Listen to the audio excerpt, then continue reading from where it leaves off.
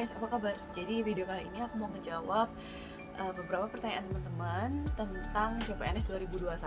Nah, sebagaimana yang teman-teman udah ketahui, sebentar lagi tuh udah mau bukaan gitu, bulan Mei Juni itu biasanya pada bukaan PNS kan. Nah, di video kali ini aku mau ngejawab should you or shouldn't you apply for Ministry of Foreign Affairs. Nah, sebagaimana yang teman-teman kita ketahui, PNS itu salah satu profesi yang diidam-idamkan di Indonesia gitu ya. Karena apa? Karena ada pensiunan, terus ada intinya lebih terjamin ya, kepastian gitu, nggak akan tiba-tiba di PHK gitu, dan lebih settle lah gitu dari pekerjaan-pekerjaan yang lain. Yang pertama adalah memang peluang untuk masuknya itu kecil, dalam artian jumlah formasi yang dibuka biasanya 50-80, kurang lebihnya segitu, jarang lebih dari angka 80, dan jumlah pendaftarnya itu bisa sampai 8.000 gitu. Jadi kemungkinan kamu untuk masuk itu 1:1000 atau 1 banding ya mungkin 800 kayak gitu. Jadi kecil gitu kemungkinan kamu untuk bisa masuk di situ. Nah, di video kali ini aku tuh pengen ngomongin, nah gimana pertimbangan yang harus dilakukan, haruskah kamu mendaftar ke Kemlu atau enggak gitu. Nah, yang pertama, di Kementerian Luar Negeri itu sangat memperhatikan kemampuan bahasa asing. Jadi sekiranya kamu itu nggak benar-benar lancar bahasa asingnya, baik bahasa Inggris ataupun bahasa asing lainnya, mendingan dari awal daftar ke kementerian lain yang memang tidak memerlukan penguasaan bahasa Inggris atau bahasa asing lainnya. Karena apa? Kalau emang bahasa asingmu itu kena tanggung, malah nanti akhirnya kamu ngeluarin effort yang sia-sia gitu loh. Udah tahu Kemlu itu memang kemampuan bahasa asingnya harus bagus gitu, dan ternyata emang bahasa asing kita nggak mencukupi. Jadi ya udah itu.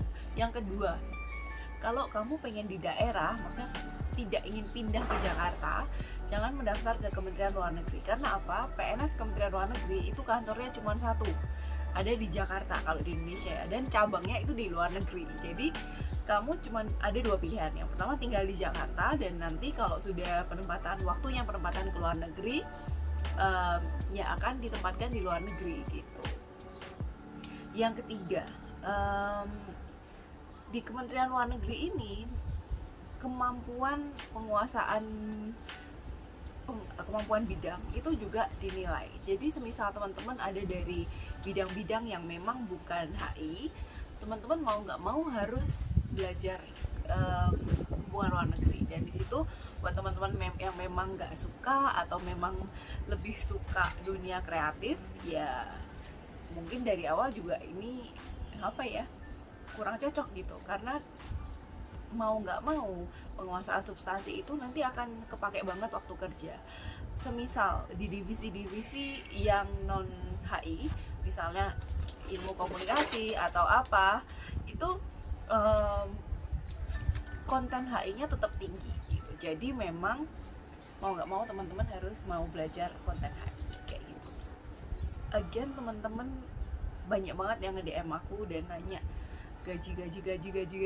Dan salah satu topik yang paling tinggi view-nya di channel aku adalah soal gaji.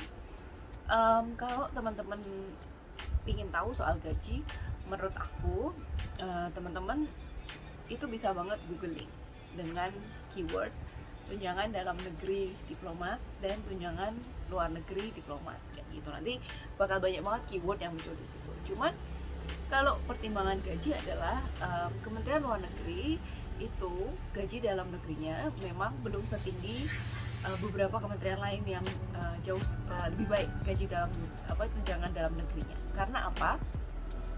Kita itu sedang melewati proses namanya reformasi birokrasi. Tujuannya apa? Ini juga bertujuan untuk memperbaiki kesejahteraan PNS Kementerian Luar Negeri. Kenapa lambat?